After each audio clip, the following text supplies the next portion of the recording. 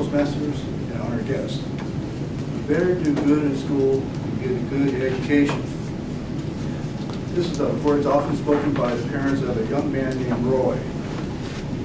Roy, being very shy and quiet fellow, he always replied to his parents, "Okay, I promise, I'll do good in school and I'll get a good education." And for the most part, he was a good student and did get good grades in school. In his final year at Yuba City High School, he had a dream.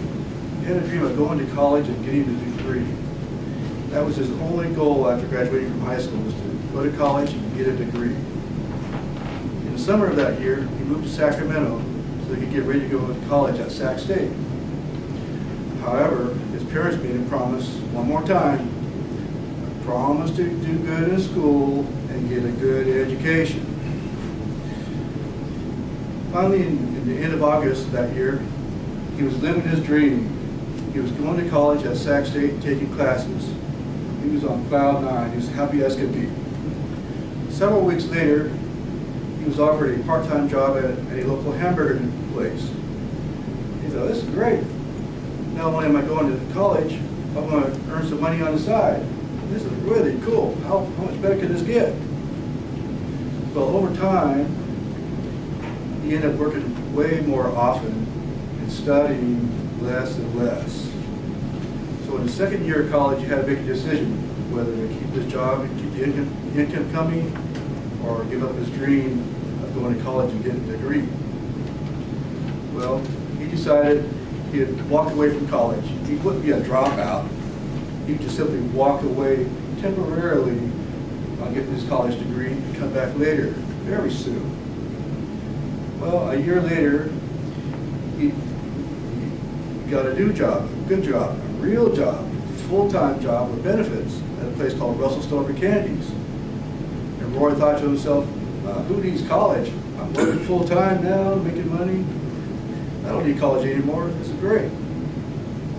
Shortly thereafter, he ended up getting married. And he lived happily ever after. Or did they? Well, unfortunately, the marriage did not work out. And he ended up getting a divorce. And a little bit later, not only that, he even lost his job and his car. Who needs college now? Well, Roy certainly needs college now in that situation. Fortunately, his luck changed for the better a short time thereafter. He took a test, did very well in it, and actually got a job with the state. So he was very happy and relieved again to be back to working again and having an income. Still didn't have a car, but at least he had a job and got an income. And as he got this job, he was very satisfied and lucky, fortunate, and he felt, this is I remember those promises I made to my parents and to myself that I would go to school and get a good education. And this might be the very last time I get a chance to go to college and get an education. The problem was he still did not have a car. So how was he going to accomplish this? Well, the first thing he did, he rented an apartment close to his job. Therefore, he just simply walked to work back and forth every day. No problem there. The second problem was how was he going to get to college to take his classes so he could earn his degree? Well, fortunately, he found there was a lot of regional transit buses running up and down the street all hours of the day and night. Aha, that's a solution. He'll take the bus back and forth to Sacramento City College, take his classes, and get back at night. And this is what he did for 2, 3, 4 nights a week. Almost every night after school, after work, he went to college, took his classes, rode a bus back and forth.